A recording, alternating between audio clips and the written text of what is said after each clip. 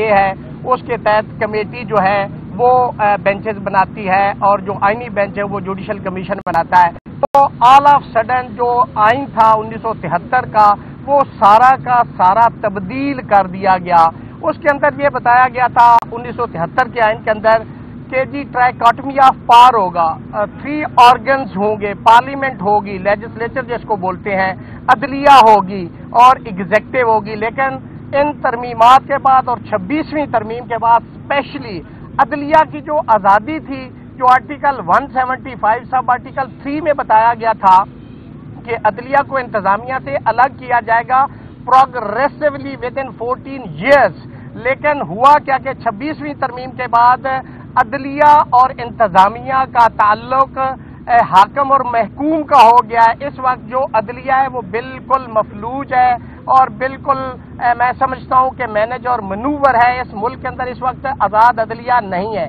اس خط کی ریزن کو سامنے رکھتے ہوئے ایک انڈیپینڈنٹ, ایک میں سمجھتا ہوں کہ آزاد منش جج جس کا نام مسٹر جسٹس طارق محمود جہانگیری ہے, وہاں سے انیشیٹو لیا گیا اور 34 سال کے بعد آل آف سڈن ایک ڈگری کو انہوں نے ایک ایشو بنایا جس کے اندر انہوں نے یہ نہیں کہا کہ یہ ڈگری جو ہے فوج, وہ کہتے ہیں ریگولیرٹیز ہیں اس کے اندر اور انویلڈ ڈگری ہے. اگر یونیورسٹی کا ڈکلریشن آپ دیکھیں تو اس کے اندر اگر ڈگری جاری انہوں نے نہیں کی تو پھر آپ نے کینسل کیا کی. یا تو آپ یہ ڈکلریشن دیتے کہ یہ جو ڈگری ہے جس کے اوپر یہ ان کے پاس LLB کی ڈگری ہے یہ ہمارے ریکارڈ میں ایگزسٹ نہیں کرتی, یہ تو بات ماننے کو تھی. ایک طرف آپ کہتے ہیں کہ ڈگری جاری ہوئی ہے اور اس کو آپ وہ کینسل کر رہے ہیں. تو میں سمجھتا ہوں کہ یہ سارا کچھ میلس پہ مبنی ہے, میلا فائڈی پہ مبنی تھا. اور ایک وکیل صاحب جو موصوف لاہور سے تشریف لائے اور انہوں نے ایک کوورنٹو ریٹ فائل کی انڈر آرٹیکل 199, اس پہ انہوں نے آبجیکشن لگایا کہ یہ تو جسٹس کوئی بھی ہو, سپریم کورٹ کا ہو, ہائی کورٹ کا ہو, اس کے خلاف یہ ریٹ لائے ہی نہیں کرتی. آبجیکشن لگ گیا اور پھر وہ پینڈنگ پڑی رہی. سال کے بعد جب مسٹر جسٹس طارق محمود جہانگیری کو دوبارہ اپروچ کیا گیا اور انہیں کہا گیا کہ آپ کنسنٹ دیں, آپ کو لاہور ٹرانسفر کر دیتے ہیں. جب انہوں نے کہا میں نوکری کرنے کے لیے یہاں پہ نہیں آیا, میں ایز اے جج یہاں پہ بیٹھا ہوں, اگر میں نے نوکری ہی کرنی تو اس سے بہتر ہے میں گھر چلا ہوں. جب انہوں نے انکار کیا تو یہ ریٹ دوبارہ لگا دی گئی آبجیکشن میں, اور اس دن district bar, high court bar, bar council اور جو کورٹ روم نمبر 1 تھا کھچا کھچ بھرا ہوا تھا. کورٹ کے اندر موصوف سردار ڈوگر صاحب جو 15 نمبر سے لاہور سے یہاں انصاف اور دودھ اور شہد کی نہریں بہانے کے لیے اسلام آباد آئے, جو لاہور میں وہ انصاف نہیں دے سکے تھے, انہوں نے وہ آبجیکشن کیس فکس کیا, کورٹ میں اور آرڈر کیا, آبجیکشن ڈیسائیڈ ہی نہیں ہوا. ہوتا کیا ہے کہ جب تک آبجیکشن ڈیسائیڈ نہ ہو یا سسٹین کرے گا یا اوور رول ہوگا, پھر دوبارہ آفس کو واپس جائے گا, آفس اس کو ریٹ نمبر لگائے گی, پھر اس پہ دوسری پارٹیز کو نوٹس ہوتا اور پھر ہوتا اور آبجیکشن میں ہی انٹرم آرڈر پاس کر دیا گیا.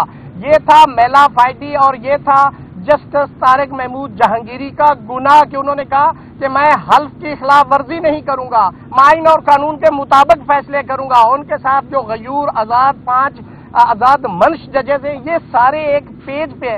پہلے مسٹر جسٹس محسن اختر کیانی صاحب کو چیف جسٹس بننے سے آپ نے یہی 2 نمبری کر کے, یہی بدنیتی کر کے آپ نے ان کو روکا, اور ایک اس جج کو جس نے یہاں پہ آ کے جو اس اسلام آباد ہائی کورٹ کا جج ہی نہیں ہے, 194 بہت کلیئر ہے, اس کے اوپر انہوں نے حلف لینا تھا. جب انہوں نے اسلام آباد ہائی کورٹ کا حلف ہی نہیں لیا تو وہ اسلام آباد ہائی کورٹ کے جج ہی نہیں ہے. اور آپ نے کیا کیا کہ اسی جج کو آپ نے چیف جسٹس لگا دیا. سپریم کورٹ نے فیصلہ لیا جس میں اسلام آباد ہائی کورٹ نے بھی اس کو چیلنج کیا, میں اس میں پٹیشنر بھی تھا بطور صدر, تو ہم نے اس کی سینئرٹی کو چیلنج کیا. تو بینچ آئینی جو تھا انہوں نے کہا کہ جی اس کو دوبارہ جو ہے ریمانڈ کیا جاتا ہے. ریمانڈ کا مطلب یہ نہیں تھا کہ جی وہاں جائیں اور صدر پاکستان ایک نوٹیفیکیشن کر کے جج کو کنفرم چیف جسٹس بنا دے. اس میں تھا کہ ڈیو ڈیلیبریشن نہیں ہوئی تھی. ڈیلیبریشن کا مطلب یہ تھا کہ تینوں چیف جسٹس کنسرن اور چیف جسٹس پاکستان یہ دوبارہ سے اور منسٹری آف لینڈ جسٹس وہ نوٹیفیکیشن اور ڈیلیبریشن کرتی. لیکن کیا ہوا, اس میں بھی بدنیتی تھی کہ ایک صدر پاکستان نے ایک نوٹیفیکیشن کر کے اس کو چیف جسٹس بنا دیا.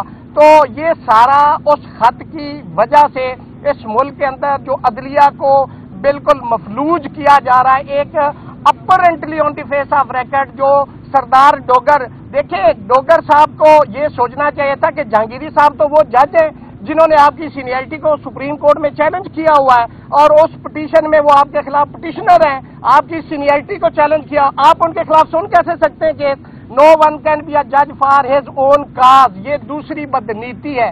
लेकिन चूंकि रूल्स बनाते हुए भी इन्होंने अपनी मर्जी से तमाम सीनियर जजेस को हटा दिया है, उनको कोई अर्जेंट केसेस नहीं दिए जाते, उनके पास कोई मार्किंग नहीं होती, उनको डीबी से हटा दिया गया है, और जितने भी फेडरेशन के खिलाफ केसेस हैं वो उनको मार्क नहीं होते। तो ये अदलिया है, इसको आप अदलिया कह सकते हैं। यहाँ पे लोगों को इंसाफ मिलेगा, जिसके अंदर जजेस 5 जजेस सुप्रीम कोर्ट में खुद आए हुए कि हमें इंसाफ दो, हम आईन और कानून के तहत हमारे साथ ट्रीटमेंट नहीं हो रहा। तो ये इस मुल्क के अंदर निजाम है। आज जब सुना गया तो वहाँ पे रिस्पोंडेंट साइड से जो पिटिशनर थे मियां दाऊद लाहौर से वकील हैं, और उन्होंने कहा कि जी इसमें तो एक केस है, तो बेंच ने क्लियर कर दिया कि वो जो पिटीशन सजाद अली शाह की थी वो अंडर आर्टिकल 184 थी, 199 के तहत उनको भी नहीं रोका गया था। फिर मलक असद केस है, उसके अंदर ये होल्ड कर दिया गया है कि जी ये 98 है शायद सुप्रीम कोर्ट, उसमें ये होल्ड किया कि कोई भी ब्रदर जज दूसरे ब्रदर जज को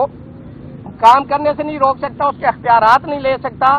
फिर इस पे 2010 सुप्रीम कोर्ट है, PLD पे 61 है कि एक जज दूसरे जज के खिलाफ कोई ऐसा रिस्ट्रेनिंग ऑर्डर पास नहीं कर सकता।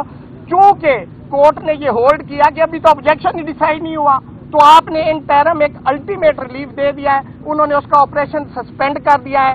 जस्टिस तारिक महमूद जहांगीरी साहब वो दोबारा से अपनी कोर्ट भी करेंगे एज अ जज वो वहां पे, लेकिन काले कोट वाले पूरे पाकिस्तान के लोग ये इस मुल्क के अंदर आजाद अदलिया का जो ख्वाब हमने देखा था, हम उसकी जदोजहद में आज भी हैं, कल भी हैं और आइंदा भी उनके साथ हैं। और हम आजाद मंच जजेस को सलाम पेश करते हैं कि ये इस मुल्क की आखिरी उम्मीद है।